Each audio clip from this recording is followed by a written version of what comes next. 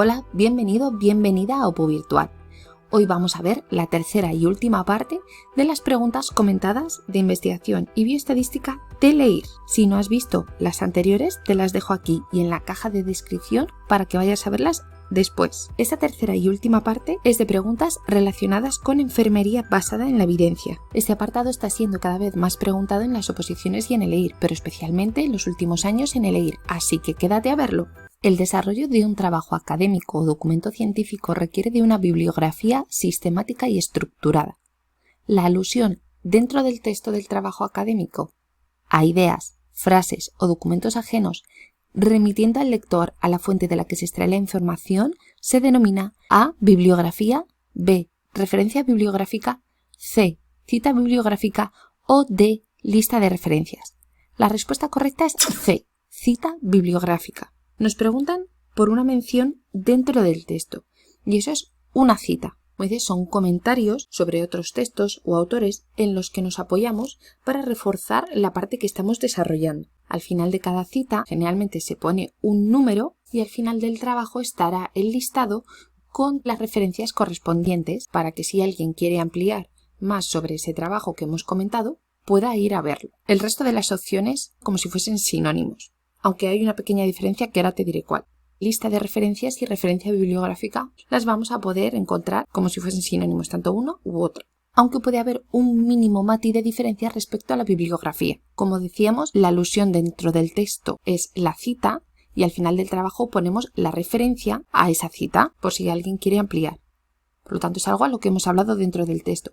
A veces en la bibliografía también se puede incluir cierta documentación que a lo mejor no citamos dentro del texto, pero que también hemos consultado para realizar el trabajo. Aunque, como decía al principio, en esta pregunta yo creo que lo utilizan como sinónimos. La única diferencia es que la cita es la mención dentro del texto y las otras tres, bibliografía, referencia bibliográfica y lista de referencias, sería el listado donde estarían todas las referencias de esas citas. Y vamos con la siguiente. Identifique cuál de las siguientes opciones se corresponde con herramientas facilitadoras para el análisis y lectura crítica de trabajos científicos. Y como opciones nos dan EndNote, Excel-Learning, BibTeX o Caspe. La respuesta correcta es la D. Caspe corresponde a las iniciales en inglés, pero hay una versión en español, por eso es Caspe. Se refiere a un programa de habilidades de lectura crítica en español. Existe también una guía para que cuando nos enfrentemos a un artículo sepamos en qué es lo que nos tenemos que fijar. ¿Y a qué se refieren las demás opciones? Que siempre se esfuerzan en que aprendamos palabras nuevas. Pues tanto EndNote como BibTeX son gestores de referencia. Son muy útiles cuando vamos a realizar un trabajo, un artículo, porque nos pueden ayudarnos con las citas y la bibliografía final, porque si no puede ser toda una odisea. Quizás los que más te suenen sean Mendeley y Zotero, pero también hay muchos otros, como por ejemplo puedan ser RevWorks, EndNote, Citavi, hay muchísimos. Estos solo son algunos ejemplos, pero bueno, puede ser que pongan alguna otra palabra, algún otro ejemplo en el examen. Y en la siguiente pregunta vamos a ver la estrategia PICO o la estructura PICO para formulación de preguntas. Atendiendo a la siguiente pregunta clínica estructurada en formato PICO, ¿se deben recomendar los programas educativos estructurados dirigidos a personas con diabetes mellitus tipo 1 y a sus familiares? Identifique cuál sería el componente clave intervención. El formato PICO es una forma muy útil para plantear nuestra pregunta de investigación. De hecho, hay un buscador que nos permite realizar preguntas con formato PICO. Ese metabuscador es TripData Base. Esta es una pregunta que ha salido mucho, tanto en EIR como en oposiciones. ¿Y qué más han preguntado sobre el formato PICO? Pues también han preguntado a qué se corresponden las iniciales de PICO. Y corresponden la P a población o paciente. La I, como estamos viendo, nos preguntan por la intervención que vamos a hacer. La C, la comparación. La intervención que nosotros vamos a hacer, ¿con qué otra intervención? ¿Con qué otra práctica? ¿Con qué otro tratamiento? Y la O, resultado. Definimos bien el paciente, la población, las características, qué es lo que queremos hacer, con quién lo queremos comparar o con qué otra cosa queremos comparar nuestra intervención y qué resultados queremos obtener. Y esto también les gusta mucho, porque vemos la O y en los exámenes intentan liarnos con que son los objetivos. No, no son los objetivos. La O corresponde al término inglés de outcomes o salida, resultados. Con la O de la palabra PICO les gusta hacer Lo mismo que con los NIC-NOC, los NOC de los diagnósticos NANDA. La O no es de objetivos, es de resultados. Y vamos a ver a qué corresponde cada parte con el ejemplo de la pregunta. La P, los pacientes o la población, serían los pacientes con diabetes mellitus tipo 1 y sus familiares. ¿Qué intervención queremos hacer? Queremos recomendar los programas educativos estructurados. ¿Y con qué lo queremos comparar? Pues ahí no viene especificado, pero sería con los cuidados habituales, con la manera que se está haciendo hasta ese momento. Queremos ver qué diferencia hay si recomendamos programas educativos estructurados respecto a la manera que se está haciendo ahora.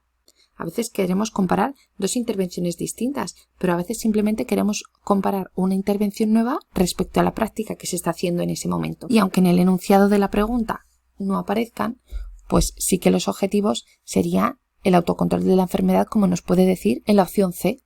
Así que la intervención, como nos dicen aquí, sería los programas estructurados. Respuesta correcta, A. Y la última pregunta nos dice, la fase conceptual del proceso de investigación no incluye A. Formulación de la pregunta, B. Construcción del marco teórico, C. Análisis de datos obtenidos en el trabajo de campo y D. Formulación de los objetivos de la investigación. La respuesta correcta es la C. La fase conceptual del proceso de investigación no incluye el análisis de datos obtenidos en el trabajo de campo. Tenemos 5 fases en un estudio cuantitativo. La conceptual, el plan y diseño, la fase empírica, la fase analítica y la fase de difusión. Generalmente suelen preguntar por la primera y la segunda, que son las que más miga tienen. A veces han podido preguntar por la tercera, pero generalmente preguntan por la conceptual y la de plan y diseño. Son unas de las más importantes. En la primera fase, en la conceptual, es donde nos formulamos la pregunta.